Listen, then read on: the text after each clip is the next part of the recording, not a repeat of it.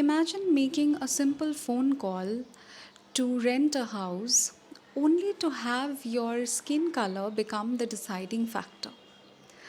Wole Soyinka, the first African Nobel laureate in literature, captures this unsettling reality in his powerful poem Telephone Conversation. Hello and welcome to ICSC ISC English with Srimati.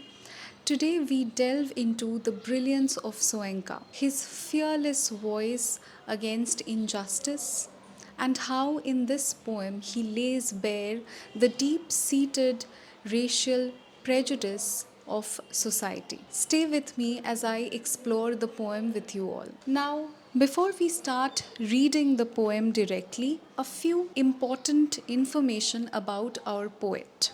He was a scholar par excellence.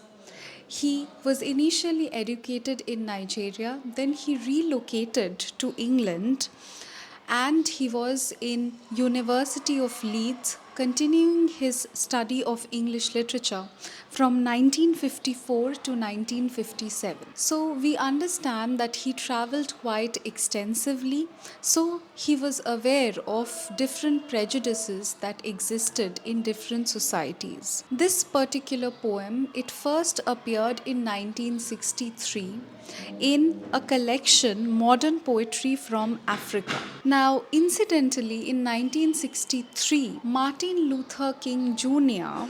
he delivered his celebrated speech I Have a Dream on the steps of Lincoln Memorial. So, this is quite a significant year. Now, let us start reading the poem Telephone Conversation by Wole Soyinka. The price seemed reasonable, location indifferent. So the price of the house that he was willing to rent, the price was reasonable, that is what mattered the most. Location indifferent, it was not of great importance where the place or where the house was situated. He was willing to travel as long as the rent was reasonable. And he was having a conversation with the landlady. The landlady swore she lived off premises. So the landlady assured him that she was nowhere near the premise, assuring him that he will have his desired privacy. Nothing remained but self confession. Now, this is interesting. Why this self confession is needed? We assume that poet must have faced a similar kind of prejudice earlier as well, so he thought it was best to confess and inform the lady beforehand that he was an African. So he said, Madam, I warned. Look at the use of words. He warns that I hate a wasted journey. He doesn't wish to be a part of a journey where the outcome would not be desirable or would not be in his favor. So he beforehand informs that he is an African. Silence. Silenced transmission of pressurized good breeding. Now, pressurized good breeding, this entire phrase is used as a form of a sarcastic comment. The narrator of the poem or the poet himself is mocking this landlady who he says because of her good breeding is silenced for a while. Voice, when it came, lipstick coated, long gold rolled, cigarette holder piped. So he says that it was a voice, and he was imagining that it was the voice of an affluent white lady. Caught I was foully. So finally, when after this long silence, the landlady spoke, the narrator or the poet was caught off guard. And foully. Foully means in a shameful, insulting manner. He was caught unprepared. Something was said to him that he did not expect at all. How dark. Now, in a tone of disbelief, the poet says, I had not misheard. So he assures the readers that it did really happen. I did not hear anything wrong. This was the exact words spoken by the landlady. Are you light or very dark? He did not know what to answer. So he looks around, he looks at button B, button A, stench of rancid breath of public hide and speak. So he talks about a stench, and he is not only referring to the stench or the unpleasant smell that he takes in while he's speaking in a public booth. He also refers to the landlady's prejudice, and in a roundabout way tries to indicate that this prejudice, her comment or her question, reeks of racial prejudice. Red booth. So he looks all around him. He doesn't know what to answer. He sees the red booth, red pillar box, red double tired omnibus squelching tar.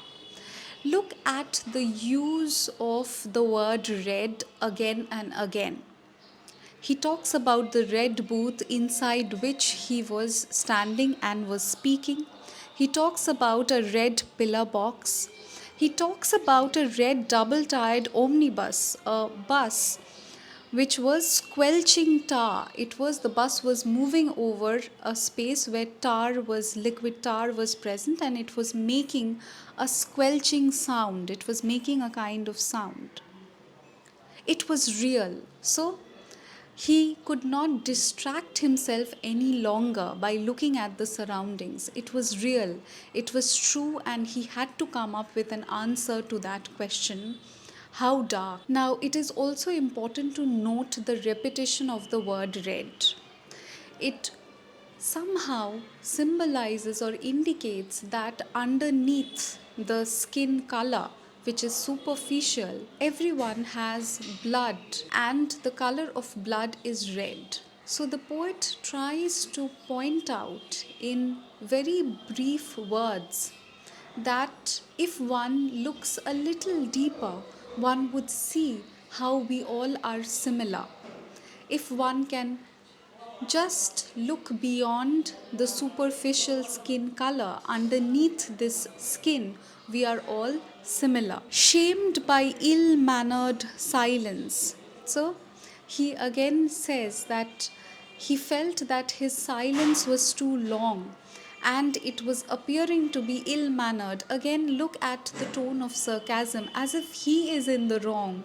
He is ill mannered to not being able to answer this question of the landlady. Surrender, push dumbfoundment. So he was in such a dumbfoundment, means in a state of complete shock, where one is unable to answer. Pushed dumbfounded to beg simplification. So he couldn't understand what he should answer. So after a brief awkward silence, he asks the landlady to simplify the question. What does she want to know? Considerate she was. Again, look at the use of wit and humor in his words. He says the landlady is considerate enough to again break down and in varying emphasis put forward the question again for the poet. We stop here for today. We will find out in the next part how the landlady puts the question this time, so that it is easier for the poet to answer this question. We will again come back in the next part of this poem. If you like my work, don't forget to like, share, and subscribe to my channel. Thank you for watching.